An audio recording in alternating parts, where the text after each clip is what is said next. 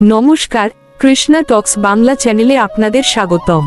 আজকের ভাবনা, যার ভরসায় সব দুঃখ হারিয়ে যায়। শুরুতেই আমন্ত্রণ জানাচ্ছি প্রতিদিন রাত ৮টায় আমাদের চ্যানেলের আধ্যাত্মিক আলোচনা শোনার জন্য। জীবনে আমরা সবাই কোনো না কোনো কষ্টের মধ্য দিয়ে যাই। কখনো মন ভেঙে যায়, কখনো সবকিছু অন্ধকার মনে হয়, কিন্তু সত্যিকারের ভরসা কোথায়?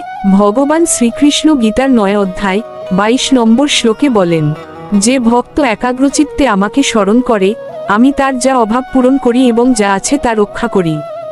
এর অর্থ হল, যখন আমরা সম্পূর্ণভাবে ভগবান শ্রীকৃষ্ণের উপর ভরসা রাখি, তখন তিনি আমাদের জীবনের সমস্ত দুঃখ ও অভাব দূর করে দেন।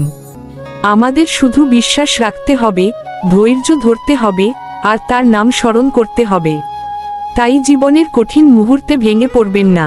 মনে রাখবেন, একজন আছেন, যিনি নিঃশব্দে আপনার সব দুঃখ নিজের করে নেন এবং আপনার জীবনকে আলোয় ভরিয়ে দেন। আলোচনাটির তত্ত্বাবধানে ছিলেন শ্রী মিলন দেবনাথ।